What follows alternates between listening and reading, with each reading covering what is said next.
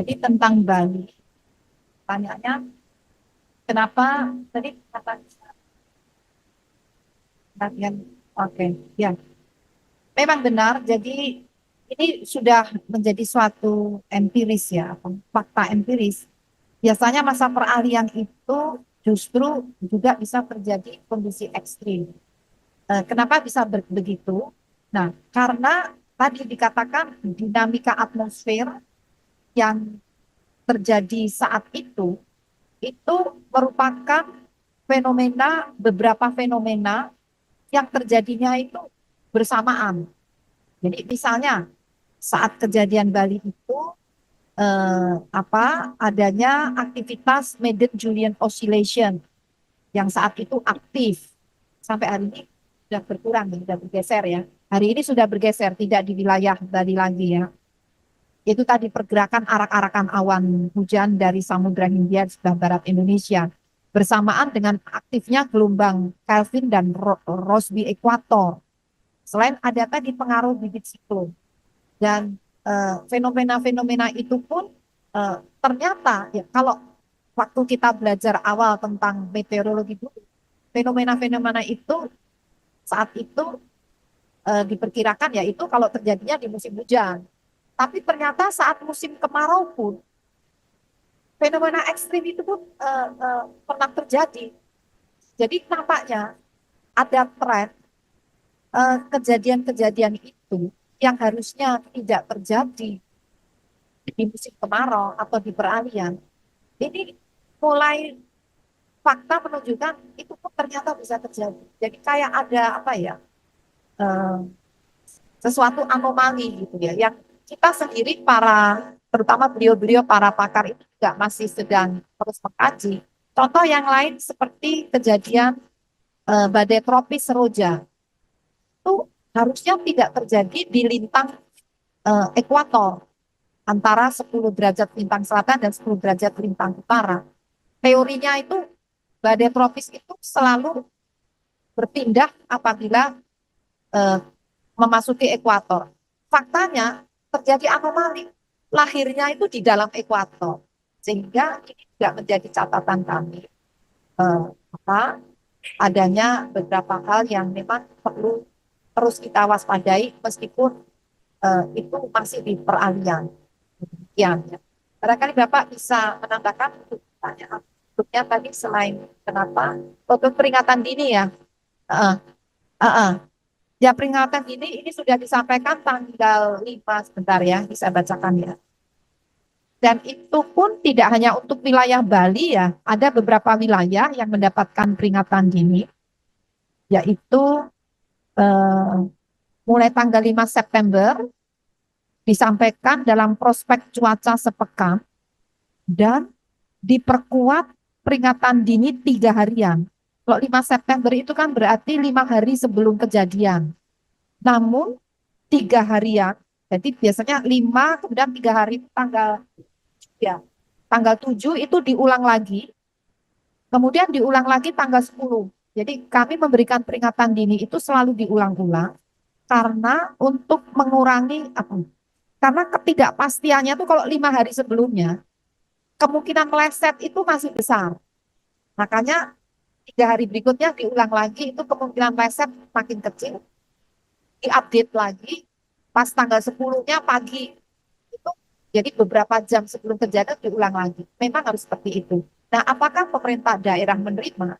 Jadi antara lain cara kami memberikan peringatan dini itu melalui ini apa? Selain melalui informasi resmi yang ada di laman BMKG, lalu ada di aplikasi mobile phone, itu juga melalui koordinasi antar pihak. Jadi dengan BMKG, dengan BPBD, itu selalu ada dalam satu grup komunikasi, Forkompida. Nah, jadi insya Allah itu sampai, tapi barangkali ada beberapa hal yang non teknis ya, yang kita tidak paham. Nah, tapi konsepnya meskipun tidak ada peringatan dini, kami itu antar BMKG, BNPB, ataupun BPBD dan pihak-pihak terkait yang menangani kebencanaan itu selalu ada dalam satu ring koordinasi di setiap daerah.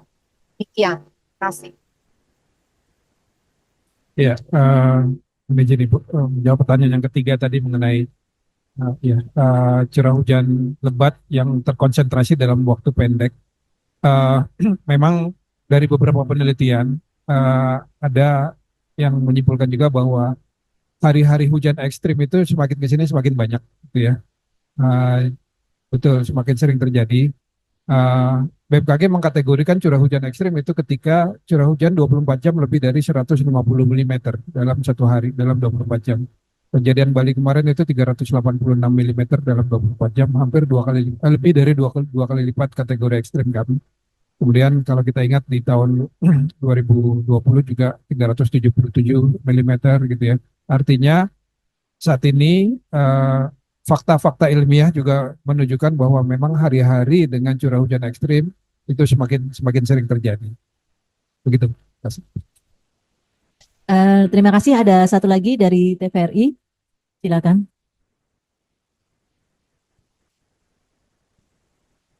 Assalamualaikum warahmatullahi wabarakatuh. Selamat sore Bapak Ibu, baik yang offline maupun online. Ada beberapa hal menyambung apa yang sudah ditanyakan tadi terkait dengan kejadian di Bali. Oh, perkenalkan saya Ardianto Wijaya, Bapak Ibu dari TVRI.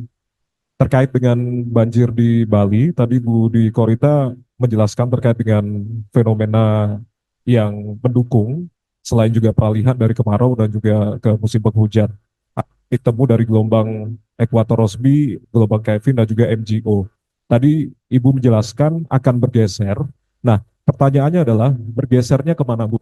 Itu yang kemudian juga harus diantisipasi. Karena eh, kalau semalam saya juga berdialog dengan perwakilan BRIN dan BNPB, ternyata memang diperparah dengan fenomena itu, begitu. Apakah kemudian BMKG juga sudah memetakan bergesernya ke arah mana dan apa yang harus diantisipasi? Karena kalau hanya mengandalkan terkait dengan faktor utamanya bergeser antara musim kemarau ke musim penghujan, itu kan tidak terlalu parah untuk intensitas hujannya. Tapi ternyata diperparah dengan dua fenomena atau beberapa fenomena ekstrim tadi begitu. Dan yang selanjutnya terkait dengan modifikasi operasi modifikasi cuaca, apakah juga masih diberlakukan di beberapa titik, Ibu?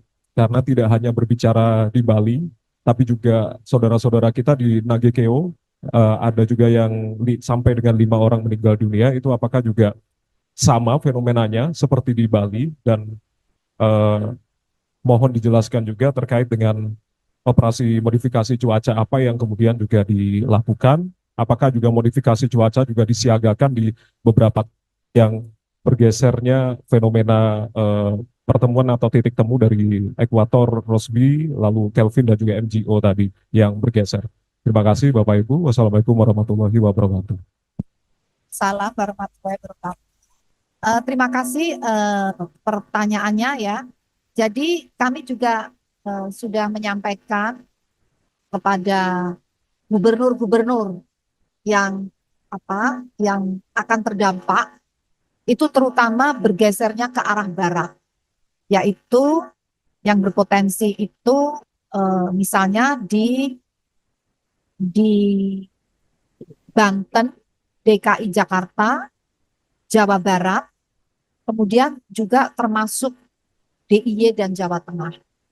Itu yang kami prediksi yang immediate, yang segera. Meskipun kalau secara lebih panjang lagi, itu sampai tanggal 14, itu lebih luas lagi wilayahnya, tidak hanya sebatas di Jawa. Jadi yang kami prioritas saat itu di Jawa karena yang penduduknya banyak ya.